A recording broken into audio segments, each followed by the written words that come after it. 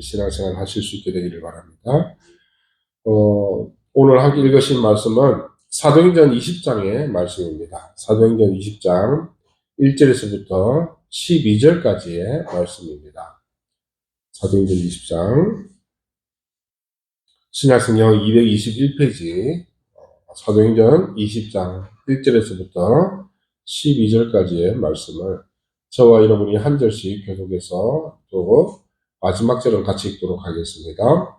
소요가 그침에 바울은 제자들을 불러 권한 후에 작별하고 떠나 마게도냐로 가니라.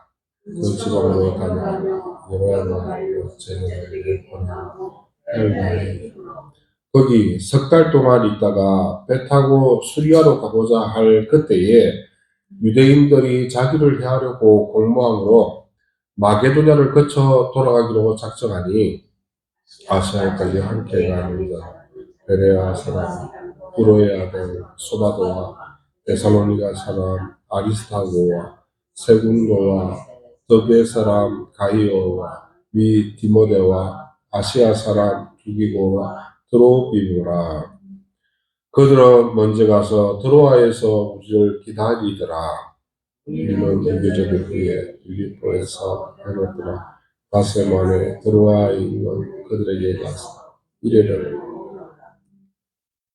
그 주간의 첫날에 우리가 떡을 때려 하여 모였더니 바울이 이튿날 떠나고자 하여 그들에게 강론할새 말을 밤중까지 계속하며 우리가 모인 일단하게 뜰을 많이 켰는데 유독으로 하는 청년이 창에 걸터 앉아 있다가 깊이 졸더니 바울이 강론하기를 더 오래 하며 졸음을 이기지 못하여 3층에서 떨어지기를 일으켜보니 죽었는지라.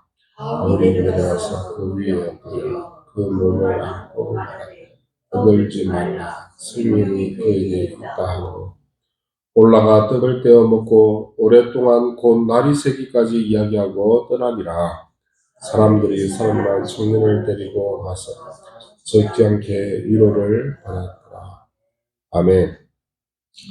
오늘 읽으신 말씀으로서 사도행전 강의 20번째 시간으로서 복음을 전하는 일이라는 제목으로 하나님 말씀 전하게 될 때에 사랑하는 우리 황덕회 우리 모든 성도님들 말씀을 통하여서 우리 삶에 나아갈 길들을 분명히 바라볼 수 있는 시간이 되시고 또 일상의 삶의 자리 속에서 기도하고 있는 기도의 제목들은 말씀을 통하여서 응답으로 받으시는 귀한 은혜의 예배 시간이 되시길 주님의 이름으로 축원합니다. 아멘.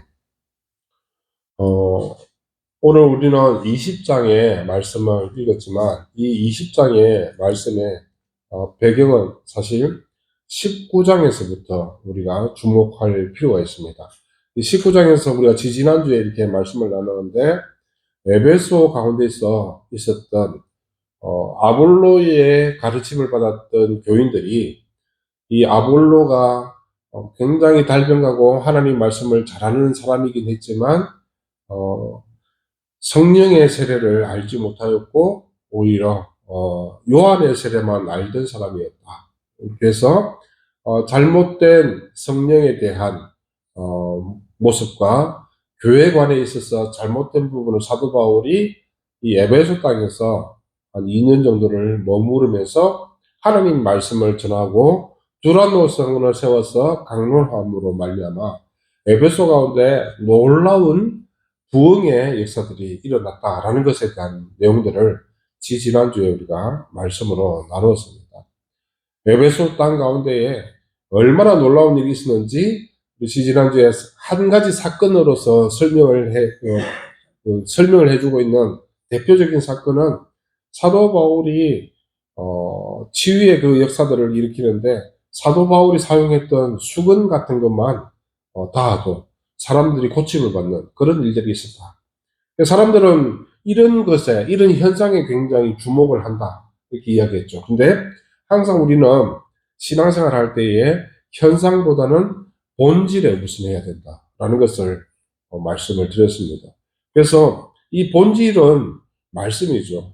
예수 그리스도를 바라보는 것. 이것이 본질이라고 할 수 있고, 사도 바울은 이 에베소 땅에서 이 현상만 막 이야기한 것이 아니라, 현상을 강조했던 것은 아니라, 사도 바울은 이 속에서 본질적인 사역들, 그래서 말씀을, 하나님의 뜻을 전하는 말씀을 나누는 사역에 아주 전념하여서 놀라운 에베소 땅 가운데에 성령으로 말미암은 부흥의 역사들이 일어났다라는 것에 대해서 말씀을 나누었습니다.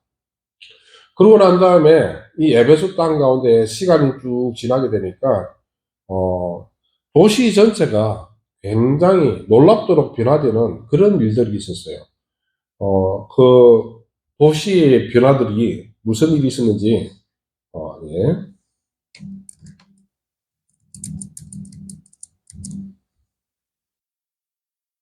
한번 화면을 보면서 이렇게 하겠습니다. 일단은 먼저 그림을 보시면 여기는 어디라 그랬죠? 용인시에 있는 황덕교회다. 예. 자꾸 이 모습을 보여주는 것은 우리 황덕교회 우리 성도님들 자부심을 가지시라고. 무슨 자부심이요? 우리가 대한민국의 중심이고 우리 황덕교회가 대한민국 교회 신앙의 중심이다. 이런 자부심을 가지시라고 말씀을 드립니다. 지난주에 제가 일본에를 좀 다녀왔습니다. 일본에 그냥 막 놀러 간 것이 아니라 수련회에 참석하고자 간 곳인데, 제가 다녀온 것이 어딘지 먼저 화면으로 한번 보여드리도록 하겠습니다. 자, 녹색점이 우리 황덕교회 위치거든요. 녹색점이 황덕교회 위치고, 아래쪽에서 가면 제주도 보이죠? 제주도에서 오른쪽으로 쭉 가면 또 빨간 점을 찍어놨어요. 이 빨간 점이 어디냐면은 나가사키라는 지역입니다. 부산이랑 굉장히 가깝죠. 어쩌면 이 나가사키 지역은 용인보다는 부산이 훨씬 더 가까운 땅이라고 이렇게 할 수 있어요. 그러면 이 나가사키 땅에서 무슨 일이 있었느냐 하면은 기독교가 일본 땅 가운데 저희보다 먼저 전해지게 되는데, 아무래도 사람들은 일본이 이렇게 태평양을 접하고 있어서 그런지 선교사들도 이 일본 땅으로 먼저 갔던 것으로 보여집니다. 그런데 이 일본 땅 가운데에 그 당시 통치의 어떤 방법은 막부시대라고 이렇게 이야기를 해요. 그래서 일본에 대한 이해가, 저도 이번에 공부를 많이 하게 됐는데, 막부시대, 어쩌면 영주와도 같은 그런 지역을 대표하는 이 인물들이 개인 사무라이를 고용해가지고 살아가던 그 시대에 이 가장 최종적인 이 막부들로 말미암아 가지고 나라가 이제 거의 평정이 되는 그 시기 가운데에 기독교가 들어오게 됩니다. 이 기독교가 들어와 가지고 우리나라에서도 그랬지만 일본 땅은 조금 더 심하게 기독교인들에 대한 박해가 아주 집중적으로 이렇게 행해지게 됩니다. 그래서 이 일본 땅에서 당시에 죽은 순교자의 숫자가 20만 명이라고 이야기합니다. 대단한 숫자가 아닐 수 없습니다. 이 20만 명의 이 순교자들이 나고, 그 중에서 특별히 이 나가사키 가운데에 26명의 순교자들이 있었고, 특별히 초기 일본 기독교의 그 출발점이라 할 수 있는, 혹시 여러분들 소설을 읽어보셨는지 모르겠는데요. 이 소설 가운데, 그 초기 기독교 가운데 막 침묵이라는 소설의 배경이 되는 그 지역을 제가 다녀온 것이거든요. 히라도라는 그 지역 가운데에, 여러분 침묵이라는 소설을 보면 예수님의 성상, 그 주님의 모습을 그림으로 그려놓은 이 성화 있지 않습니까? 이 성화를 땅바닥에 두고 기독교인인지 아닌지를 테스트하는 것은 이 성화를 밟고 지나가라 라는 테스트를 해요. 이 테스트를 하는 그 가운데에 성화를 못 밟은 사람들은 다 죽이게 되는 이런 피해 순교의 역사들이 있었던 것이에요. 그곳의 배경이 되는 한 지역을 제가 방문을 해가지고, 저기는 이제 히라도라고 이렇게 하는 곳인데, 이곳에서 대대적인 기독교 박해의 그 역사들이 있었다라는 것을 보게 되고, 제가 이 일본 땅 가운데 이 선교의 그 역사들을 바라보면서 제 마음 가운데 느끼는 것은, 아, 선교라는 것이 참 무엇일까? 오늘 말씀의 제목, 복음을 전하는 것이라는 것이 무엇일까? 이에 대한 것들을 생각을 해보게 됩니다. 그래서 이러한 생각들을 하게 된 그 근본적인 생각은 뭐냐면은, 사실 요즘 한국 땅에서 선교한다 그러면 한국 땅이 좀 잘 살게 되었지 않습니까? 잘 살게 되어가지고 선교에 대한 결실을 어떻게 오해하시냐면은, 현지 땅 가운데에 교회를 세우는 것, 이것이 선교라고 생각하는. 물론 교회를 세우는 것은, 바른 교회를 세우는 것은 맞는 일입니다. 그런데 잘못된 교회를 세우는 것이 무엇이냐면은, 교회 건물만 냅다 짓는 것, 이것은 잘못된 선교라고 할 수 있는 것이죠. 그래서 현지인들이 바르게 이렇게 교육하는 그 선교사님 밑에 있지 아니하고, 현지에 조금 좀 곡해하는 현지인들이 어떻게 생각하냐면은, 어, 한국 교회에서 돈을 보내줄 때마다 교회를 짓는 거예요. 뭐 교회를 지은다 하니까 또 한국 교회에서는 사진으로만 보지 않습니까? 그러니까 사진으로 보니까 교회가 지어지네, 이렇게 생각해서 또 헌금을 보내지 않습니까? 그럼 이 세워진 이 교회를 바라보고 교인들을 모으고 열심히 전도하고 해서 교회를 반드시 세워 나가면 되는데, 또 조금 있으니까 또 한국 교회에서 어떤 한 분이 은혜를 받으셨는지, 내가 현지에다가 교회를 하나 지어야 되겠다. 그래서 그 현지인한테 연락을 하는 거죠. 교회를 지을 수 있겠느냐 이야기하니까, 우리 교회 여기 있는데 또 돈을 또 보내준다 그러네? 그러면 어떻게 해요? 이 교회를 놔두고 그 옆에 동네 가가지고 또 교회를 지어요. 이 교회를 지어가지고 또 그곳에서 또 건축을 해서 또 막 돈을 끌어다가 이렇게 건축하게 되는, 이런 일들이 지금 굉장히 많은 다양한 곳에서 일어나고 있는 현실입니다. 자, 복음을 전하는 것, 교회를 세우는 것, 이것은 우리가 건물만 계속 짓는 것은 복음을 전하는 것이 아닐 수도 있다라는 것이 됐습니다. 물론 복음을 전하는 것이면 도구로 사용되는 것이면 틀림이 없긴 해요. 그런데 교회만 계속 짓고 하는 것은 하나님이 그렇게 좋아하지 않는 일일 수 있다라는 것에 대한 경계인 것이죠. 일본 땅 가운데 교회가 세워지게 되는데, 이 교회가 세워진 이후로 많은 어떤 순교자들이 나오게 됩니다.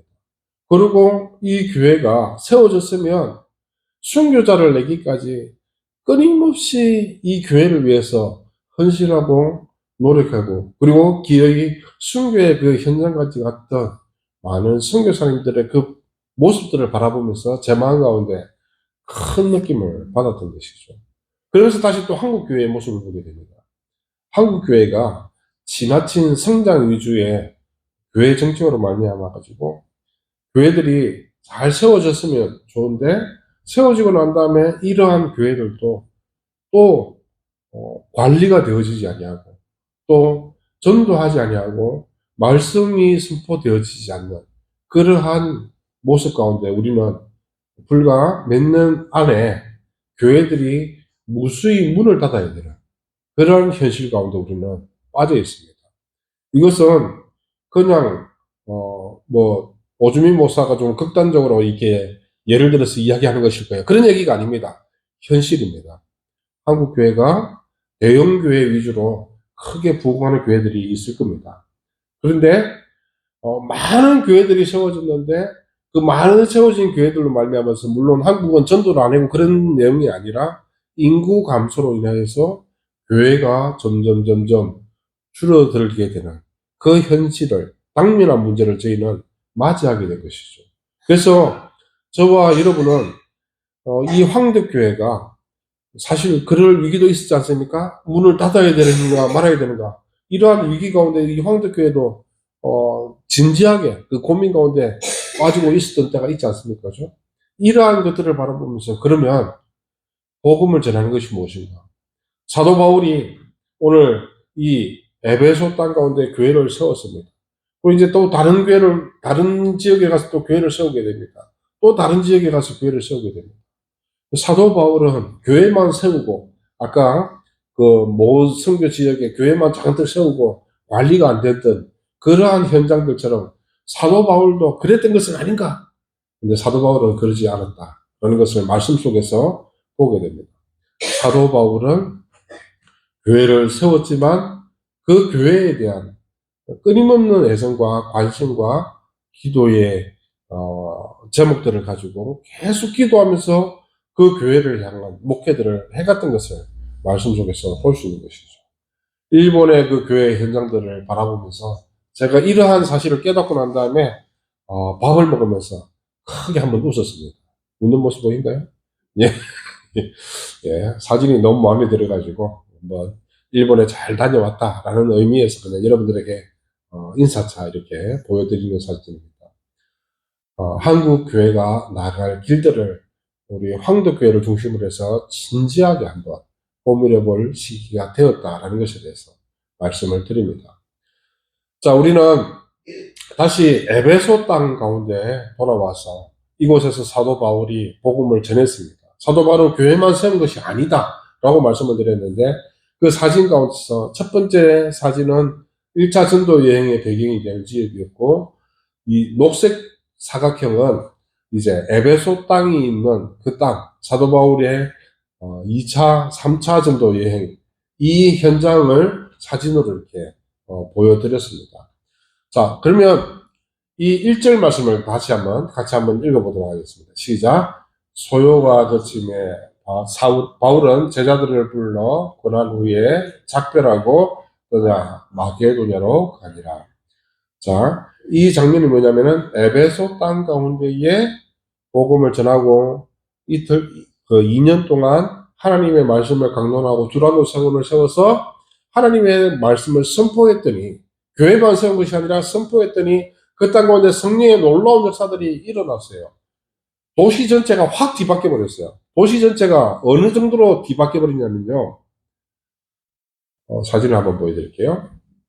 이게 뭐냐면은 이 아데미 여신입니다. 이 아데미 여신인데, 이 아데미 여신에 보면 가슴이 엄청 많죠. 가슴이 많으면 풍요의 상징이에요.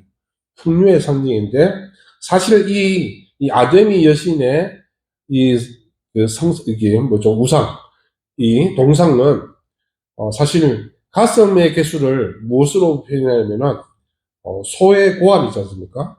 소의 고환을 통해 가지고 가슴처럼 만들어 가지고 막 갖다 붙인 거예요. 그래서 이 가슴이 몇 개냐면은 24개의 가슴을, 가슴이 24개다라고 이야기하면 젖이 많이 나온다는 이야기겠죠. 그래서 풍요의 상징이 되는 것이죠. 그래서 그리스 헬라 철학에 있어서 이 아데미 여신은 풍요의 상징이라고 할 수 있는 그런 것입니다. 이 풍요의 상징이다 보니까, 그러면 소의 고환을 왜 이 여신에게 바치느냐 하면은, 또 생식을 통해서 풍요롭게 이 여신에 대한 성욕에 대한 이런 부분들도 막 상징적으로 이렇게 보여주고 있는 그런 것이라고 할 수 있죠. 이 아데미 여신상에 사제들이 있습니다. 사제들은 고환을 다 떼버려요. 그러고 나서 사제로 살아가는 것입니다. 그래서 이 아데미 여신의 축제가 있을 때는 아데미 여신의 동상이 지나가고 그 뒤로 이 남자 사제들, 고환을 다 떼버린 남자 사제들이 줄줄이 따라가는, 그렇게 해서 막 축제를 벌이는 그런 종교 예식들이 이 땅 가운데, 어디요? 에베소 땅 가운데 있었어요. 19장 마지막 부분을 다시 읽어보면 그 내용이 잘 소개되어 있는데, 왜 이런 소요가 있었냐면은 도시 전체 분위기가 말씀을 통하여서 확 변화되어지니까 아데미 신전을 더 이상 사람들이 찾지 않는 거예요. 동상을 만들어서 열심히 팔아야 되는 업자들 있잖아요. 동상 만드는 업자들. 언장색이라고 이렇게 이야기하고 구리장식이라고 이야기하기도 하는데, 이 사람들은 아데미 여신상을 막 만들어가지고 막 사람들에게 갖다 팔아야 자기가 먹고 사는데, 이렇게 해서 부를 축적을 하게 되는데, 돈을 모아놨는데 이상한 사도 바울이라는 사람이 와가지고 도시 분위기를 확 바꿔버리니까 더 이상 이 우상에게 절하지 않겠다. 또 이 우상은 섬기지 않겠다라는 분위기가 이 에베소 전역에 다 퍼져버립니다. 그래가지고 사람들이 막 모여가지고 이 사람들이 선동을 하는 것이죠. 선동을 해가지고 동상을 만드는 사람들이 선동을 해가지고 도시 가운데에 저 사도 바울을 죽여야 된다. 저 사도 바울 죽이자. 에베소의 아데미요. 에베소의 아데미요. 이렇게 해서 사람들의 그 향수의 그 신앙적인 그런 관심들을 막 끌어내가지고 소요를 일으키기 시작한 거예요. 이 소요 끝에 결론은 무엇이냐면은 사도 바울을 죽이자. 라는 분위기로 막 분위기가 형성이 되어지는 상황이었습니다. 자, 그러한 내용들이 뭐냐면은 1절에서 이야기하고 있는 소요가 일어난 이후에 대한 이야기입니다. 사도 바울이 죽을 위기에 처했습니다. 죽을 위기에 처한 사도 바울 몸을 피해야 되겠죠. 그런 마음이 들기도 합니다. 아유, 이제 사도 바울 구원받았고 천국 가는데 문제가 없는데 아유, 죽을 때 죽더라도 담대하게 그 에베소 사람들에게 돌에 맞는 한이 있어도 복음을 전했어야지. 근본주의자들 이렇게 이야기하는 사람들이 있거든요. 근본주의자들. 요즘도 저희 황덕교회는 없지만요. 다른 교회 가면 근본주의자들이 있습니다. 에이, 그 사람 한평생 사는데 그 목숨 뭐라고 천국 가면 더 좋은데. 그렇게 해서 목숨을 쉽게 생각하는 사람들이 있습니다. 그거 잘못된 것입니다. 왜냐면요. 하나님께서 허락하신 우리의 생명은요. 소중한 것이거든요. 그러면 우리는 최대한 이 땅 가운데서 하나님 주신 이 소중한 생명을 잘 지키고 보호하고 건강관리 잘해서 오래오래 살 이유가 있다는 것입니다. 사랑하는 황덕교회 성도님들, 그래서 이뻐서는 그렇게 이야기하시면 안 됩니다. 아유, 빨리 하늘나라 가야지. 여러분 그런 이야기 하시면 안 돼요. 빨리 하늘나라 가겠다는 그런 이야기 하시면 안 돼요. 왜요? 하나님께서 주신 생명입니다. 옆에 분하고 인사하시겠습니다. 당신의 생명 하나님이 주셨습니다. 하나님께서 주신 생명 귀한 것으로 여기고 이 땅 가운데서 허락되어진 그 날까지 최선을 다해서 열심으로 말씀 바라보면서 찬송하면서 기도하면서 살아가실 수 있는 우리 황덕교회 우리 모든 성도님들 되시기 주님으로 축원합니다. 하나님께서 주신 생명이기 때문에 그런 것입니다. 사도 바울이 그랬어요. 아유, 내가 저 말귀를 못 알아듣는 저 에베소 땅의 저 폭도들을 향해서 내가 담대히 앞장서서 복음 전하다가 내가 돌맞아 죽겠다. 사도 바울은 그러지 않고 피했다라는 것이죠. 우리가 아픔 가운데 있을 때에 또는 병에 걸렸다 할지라도 이 병과 끊임없이 치열하게 싸우는 거 우리가 해야 되는 일입니다. 물론 병과 치열하게 싸우는 것이긴 하지만 연명치료를 오래 해야 된다 그런 의미는 아닙니다. 연명치료를 오래 해야 된다 그런 뜻은 아니고 우리 가운데에 목숨이 허락되어진 하나님께서 선물로 주신 이 목숨이 있는 한 최선을 다해서 살아야 된다. 그것이 우리에게 하나님께서 맡기신 사명이다 라는 것에 대해서 말씀을 드리는 것입니다. 자, 사도 바울이 이제 에베소 땅에 더 있을 수 없는 상황이 되었습니다. 그래서 이제 돌아가려고 합니다. 어디로 돌아가느냐? 최종 목적지는 예루살렘을 향해서 가는 것입니다. 제가 2주 전에 말씀을 드렸는데 사도 바울이 마음 가운데 작정한 게 있어요. 그 작정한 것이 무엇이냐면은 자신이 세운 교회들과 자신이 다니는 교회들, 전도 여행하는 그 교회들 다니면서 예루살렘 교회가 어려우니 우리가 예루살렘 교회를 위해서 헌금을 하자. 그래서 그 한 헌금을 모금해가지고 예루살렘 교회로 돌아가는 것이 사도 바울의 최종적인 전도 여행의 목적이었습니다. 그래서 이제 사도 바울이 에베소 땅에서의 이런 전도 사역들을 다 마무리하고 예루살렘으로 다시 돌아가야 되겠는데 오늘 일요일 말씀을 보니까 마게도냐 땅으로 가는 그 길을 루트를 잡았습니다. 그리고 2절 말씀 같이 한번 읽어보겠습니다. 시작. 그 지방으로 다녀가며 여러 말로 제자들에게 권하고 헬라에 이르러 3절도 읽겠습니다. 시작. 거기 석 달 동안 있다가 배 타고 수리아로 가고자 할 그때에 유대인들이 네, 맞습니다. 3절. 자기를 해하려고 공모함으로 마게도냐를 거쳐 돌아가기로 작정하니. 자, 사도 바울이 에베소 땅, 자, 에베소는 지도에서 보시면 아시겠지만, 터키 땅이라고 제가 말씀을 드렸습니다. 그래서 터키 땅은 특징이 뭐냐면은 육로를 통해서 예루살렘까지 걸어갈 수 있는 지역입니다. 그런데 사도 바울이 에베소 땅을 나와서 예루살렘으로 가려고 하니까 사도 바울의 길을 가로막는 사람들이 있는 거예요. 따라다니면서 괴롭히는 사람들이 있어요. 그 사람들이 누구냐면은 유대교 유대인들이에요. 유대교를 믿고 있는 유대인들이 사도 바울을 죽이려고 막 하니까 사도 바울이 이 사람들을 피해서 어디로 가냐면 바다를 건너가가지고 마게도냐 땅으로 가가지고 거기서 배를 타고 수리아로, 오늘 읽은 말씀 3절 말씀에 수리아로 간다. 자, 수리아는 시리아라고 이렇게 생각하시면 돼요.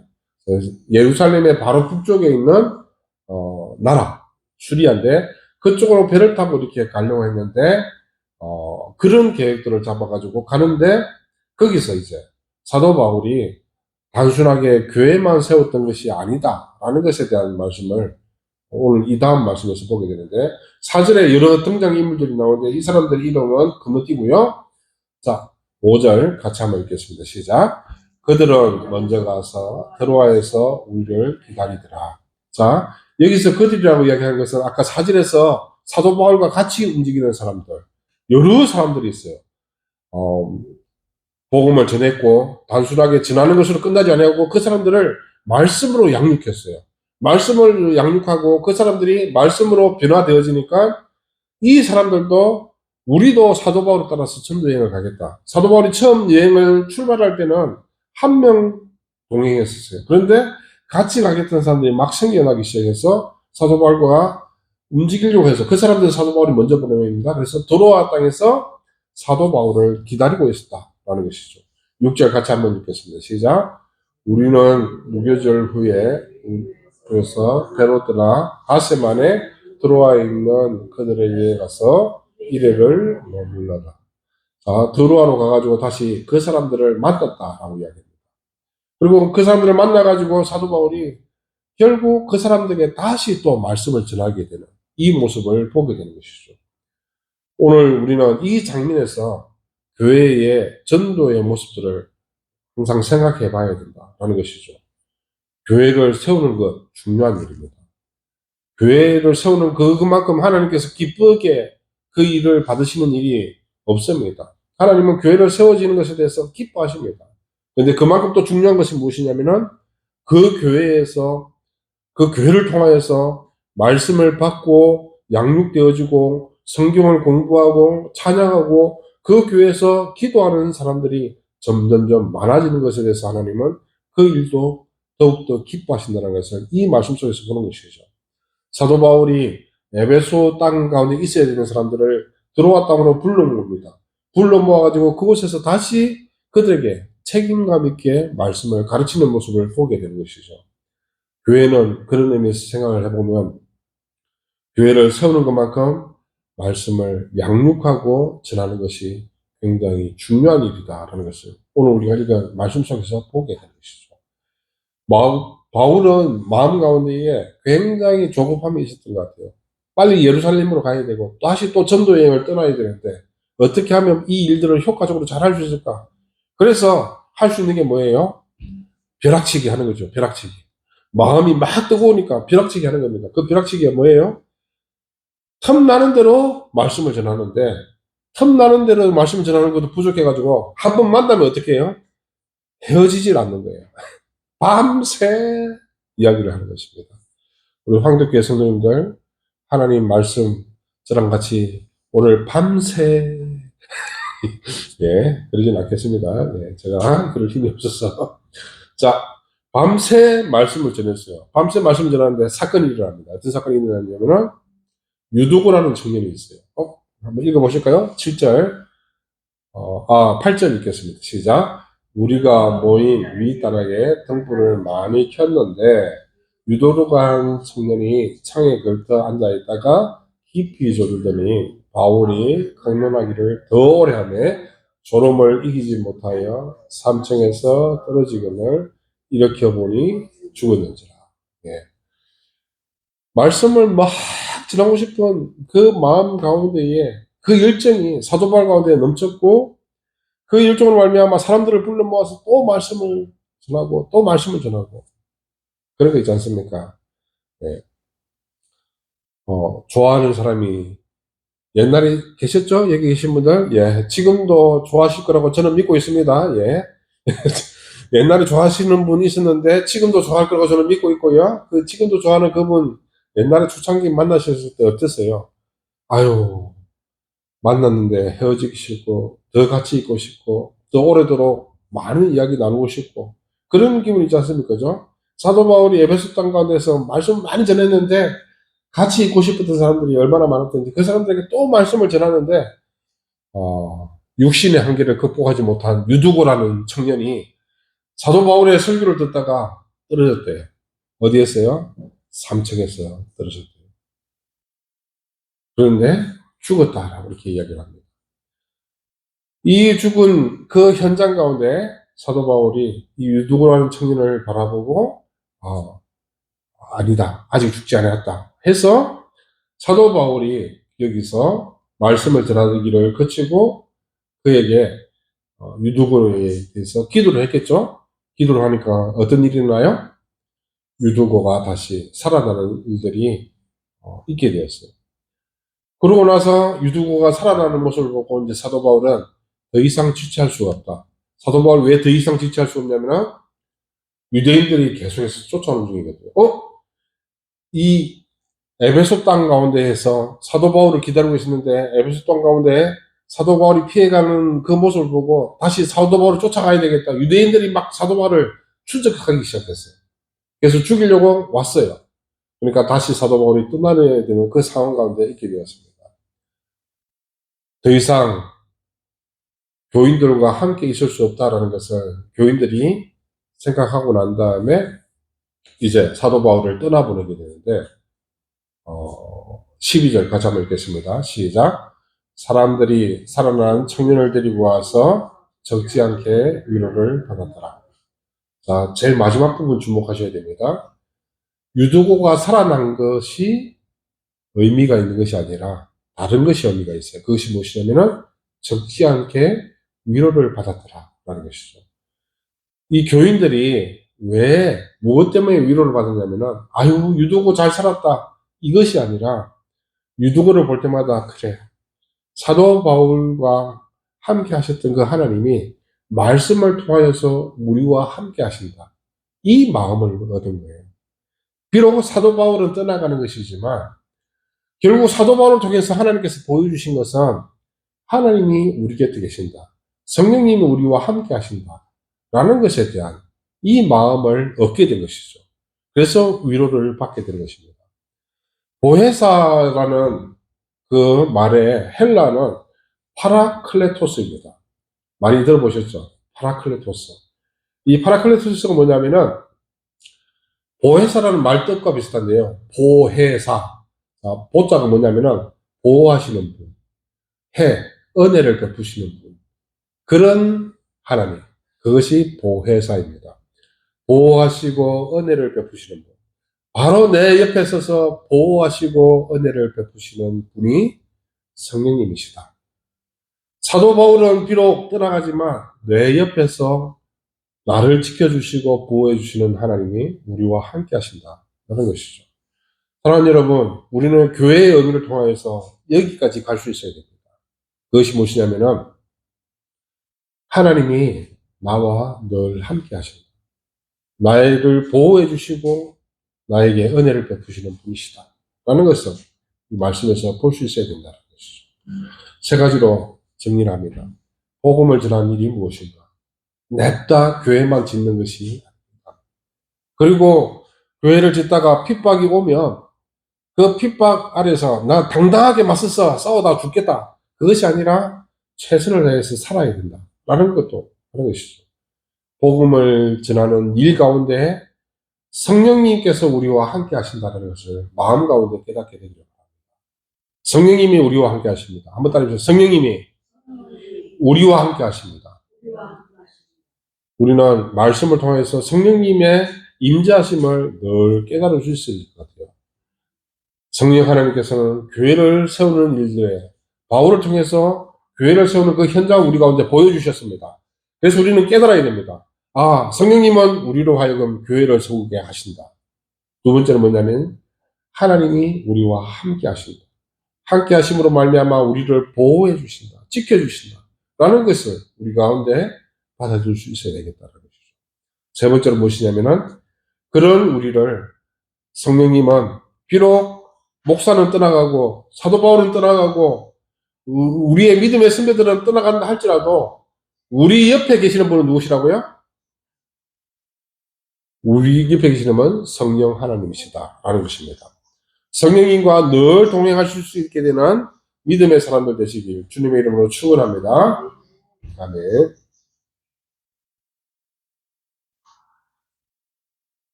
기도하시겠습니다.